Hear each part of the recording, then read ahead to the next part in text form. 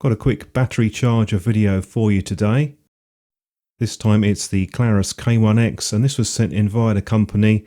What I'll do is just quickly show you the packaging so you can have a look at the specs, and then I'll go over the operation and use on this charger. It's quite a simple charger, but it does have a couple of interesting features.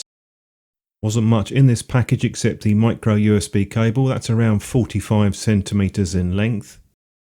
Now we'll move on to the charger itself. Pretty compact in size. They are using the sort of ABS fire retardant materials. Certainly feels decent enough construction quality. A little bit better than the original K1.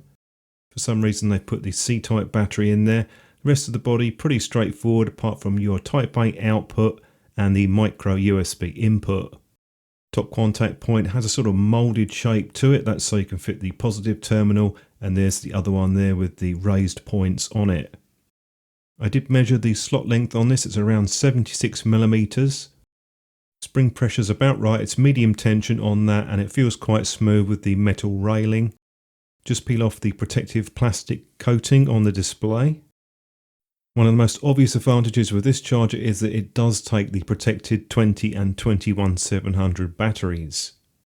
Of course, there are other batteries that you can use like the 18650s, protected or unprotected, as well as the smaller lithium-ion batteries. And you can also charge the AAA or AA nickel metal hydride or nickel cadmium cells. Although the AAAs are a little bit tricky to fit in because they are smaller, you might need to reposition those.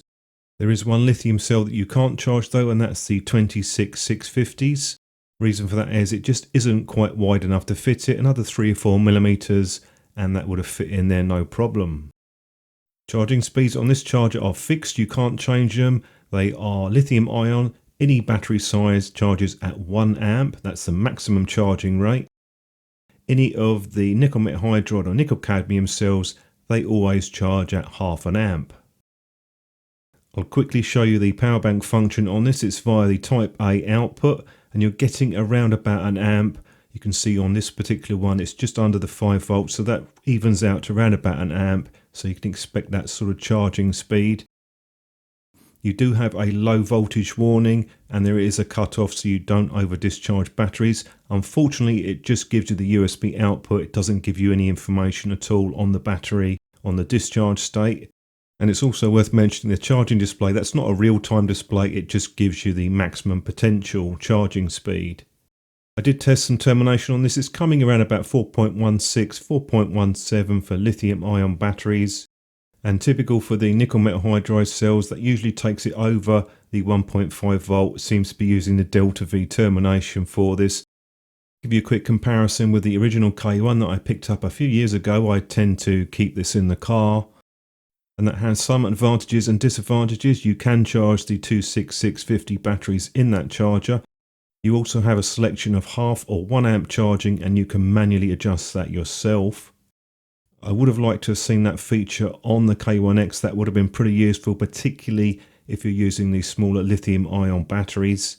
So if you're someone who's charging the 26650s or the smaller lithium ion batteries, I would probably go with the K1. Definitely a few areas that Klarus could have changed to have improved this, but still, if you are going to use the power bank function, it is quite a handy charger.